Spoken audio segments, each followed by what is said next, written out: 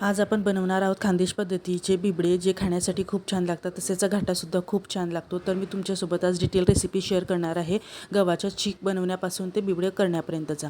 तर बघा, मी साधारण 2 दिवस आधी असे गहू भिजत घातले होते आणि दुसऱ्या दिवशी बघू शकतात यांना किती वर फेस येतो, तो सगळं पाणी आपल्याला काढून टाकायचं आहे। तिसऱ्या दिवशी म्हणजे 3 दिवस आपल्याला हे भिजत ठेवायचे आहेत। म्हणजे मी साधारण सकाळी भिजत घातल्यानंतर गुरुवारी सकाळी भिजत घातले, गुरुवार, शुक्रवार आणि शनिवारी संध्याकाळी मी त्यांना वाटून घेतलं चीक पाडण्यासाठी, गव्हाचं चीक पाडण्यासाठी। वरचं पाणी आहे ना, आपल्याला डेली बदलत राहावं लागतं। जर आपण पाणी नाही बदलवलं तर ते खूप आंबट लागतात आणि पाणी बदलत गेले तर आपल्याला खायला खूप छान लागतात आणि आंबटपणा त्याचा निघून जातो। तर बघा, या पद्धतीने आपण सगळे मिक्सरमधनं गहू जे भिजत घातलेले गहू आहे ते काढून घेतले आणि या पद्धतीने बघा आपल्याला त्याचा चीक पाडून घ्यायचा आहे। एका चाळणीच्या साहाय्याने आपल्याला तो चीक पूर्ण एका भांड्यामध्ये गाळून घ्यायचा आहे आणि वरचा जो चोथा असतो तो पूर्ण काढून घ्यायचा आहे।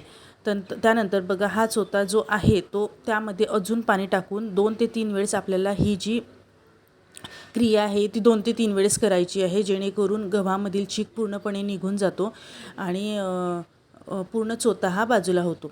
तर ह्या पद्धतीने 2 ते 3 वेळेस आपल्याला असं करत जायचं आहे। त्यानंतर मी काय केलं, ओढणीने वस्त्राळ करून घेतलं, जेणेकरून जो काही बारीक बारीक गव्हाचा चोथा शिल्लक राहतो तो सुद्धा निघून जातो आणि आपला चीक बघा किती पांढरा शुभ्र पडलेला आहे। आता दुसऱ्या दिवशी रात्री तर आपलं ही प्रोसेस होऊन जाते, पण दुसऱ्या दिवशी बघा, जेव्हा चिकावरती या पद्धतीने पाणी येतं ते पाणीसुद्धा आपल्याला काढून घ्यायचं आहे। आंबूस पाणी असतं ते निघून जातं आणि घाटा किंवा बिबडे खायला आंबट लागत नाहीत।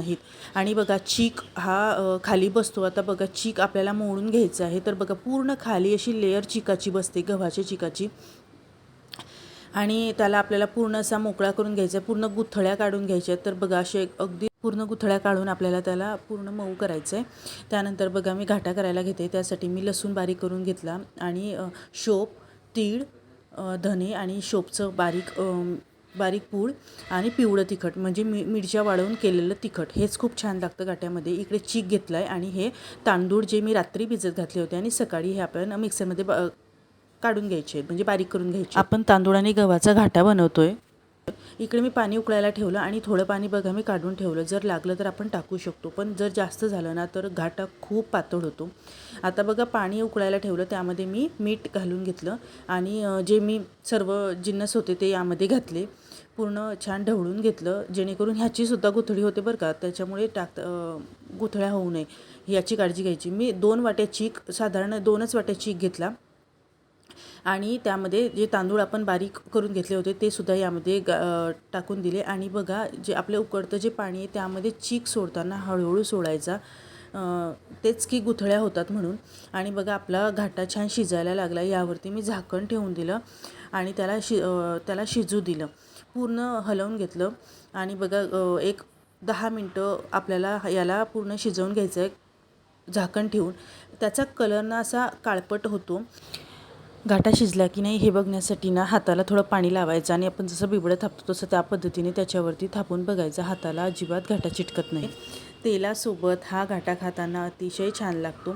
आता बिबडे करूया। तर बिबडे करण्यासाठी बघा, हाताला थोडं पाणी घ्यायचं आहे, असं कापड घ्यायचं, जसं आपण थालीपीठ थापतो त्याच पद्धतीने आपल्याला हे बिबडं थापायचं आहे आणि एका ओढणीवरती किंवा कॉटनच्या कापडावरती तुम्हाला हे बिबडं टाकायचं आहे, पूर्ण बारीक असं थापून घ्यायचं आहे आणि बघा, या पद्धतीने असं टाकायचं आहे। पहिलं बिबडं टाकताना थोडंसं चिटकतं, पण नंतर बिबडे खूप छान असे भरभर निघतात।